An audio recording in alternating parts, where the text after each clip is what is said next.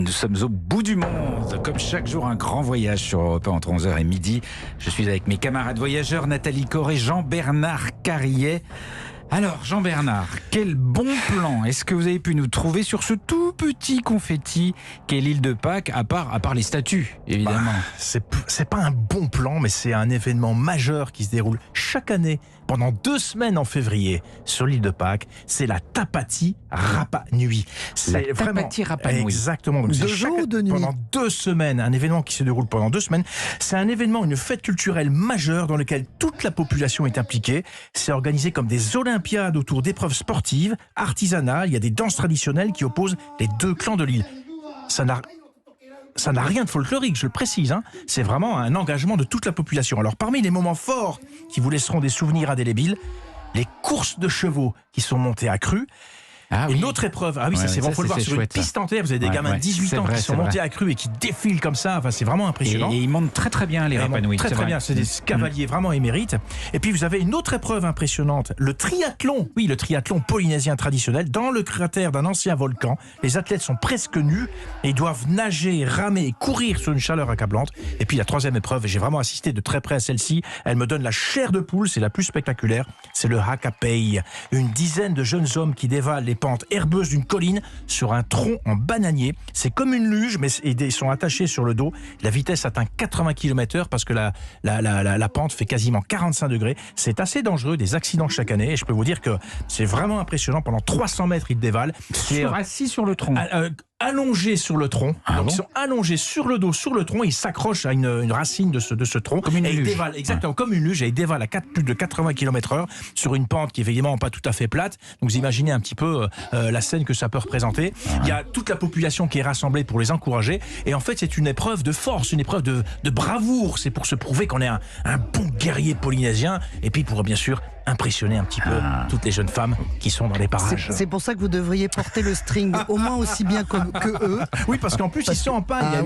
Ils sont en pagne. Il n'y a pas de casque, il n'y a pas de protection. Ils sont juste avec un tout petit pagne. C'est vraiment impressionnant.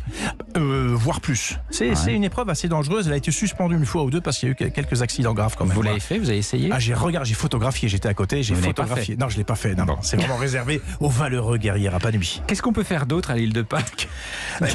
Il y a la plongée, on n'en parle pas trop de ça, mais vous savez que l'île de Pâques, c'est quand même entouré d'eau, faut quand même le dire. Mais il n'y a pas de lagon là-bas. Oui, c'est une caractéristique des îles. Il n'y a pas de lagon, faut quand même le savoir. Alors il y a très peu de faune sous-marine, on n'y va pas pour ça. C'est complètement différent de la Polynésie française. Il y a plein de requins, des barracudas, des raimentas. Sous l'eau, en fait, à l'île de Pâques, il n'y a pas grand-chose, sauf un attrait incroyable, c'est le relief. Il y a des arches, il y a des grottes, il y a des cavernes, il y a des tombants. C'est le relief sous-marin qui fait vraiment la spécificité de cette plongée à l'île de Pâques.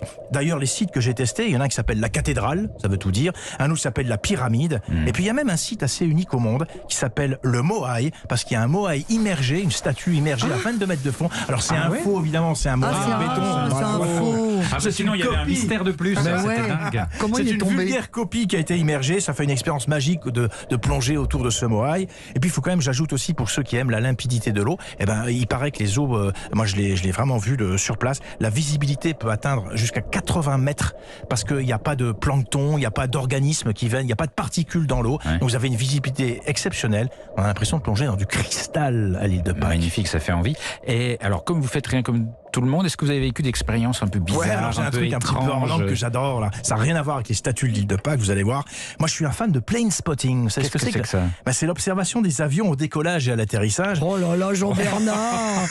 Mais justement, ma chère Nathalie. Attendez, vous voulez dire que vous faites comme certaines personnes, vous allez vous poster près des aéroports? C'est ça. À Charles de Gaulle, on peut le faire. À Roissy. Vrai? Alors, attendez, à l'île de Pâques, justement, c'est l'un des meilleurs endroits au monde pour le plane spotting et je l'ai testé. Alors, il y a un avion par jour, je l'ai dit, en provenance de Santiago du Chili. Vous ennuyer entre 2 avions. Pas on connaît l'heure d'arrivée.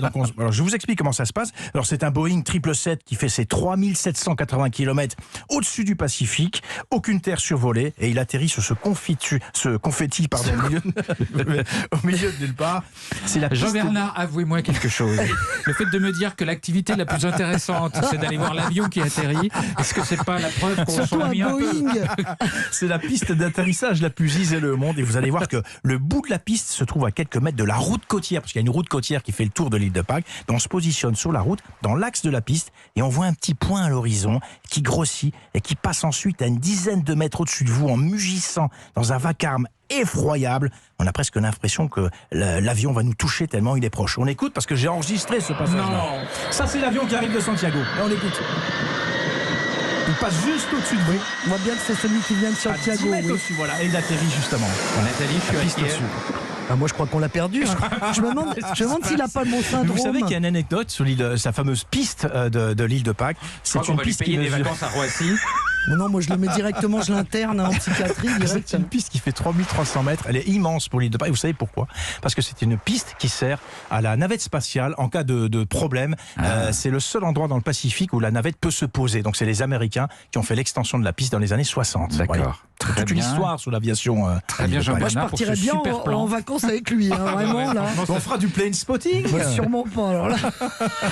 On peut reparler un peu des Moaïs, je sais pas, ça fait plus rêver. Alors bien sûr. Alors pour les Moaïs, il y a plusieurs façons de les rencontrer. C'est moi parce que c'est une rencontre le Moaï. Ouais. Il y a un côté mystique. Alors comment favoriser l'émergence de cette rencontre mystique? Alors on peut y aller avec un guide et un 4x4 ou un minibus, mais il y a mieux que ça. Louer un vélo ou un scooter, et vous serez seul pour les approcher. Vous aurez une rencontre, vraiment un face-à-face avec les Moaïs. Le top, c'est comme une balade à cheval. Et ça, je l'ai fait plusieurs fois. C'est aussi la grande tradition sur place. Alors, on est en plein contact avec la nature. On est avec un guide, évidemment. Et on arrive à cheval, face aux Moaïs. C'est très spectaculaire. Et puis, on peut aller juste aussi, on peut continuer la balade à cheval jusqu'à l'extrémité est de l'île. C'est la péninsule Poiké. C'est un haut plateau couronné par un volcan éteint et délimité par des falaises abruptes. Il y a encore des chevaux sauvages sur ce haut plateau.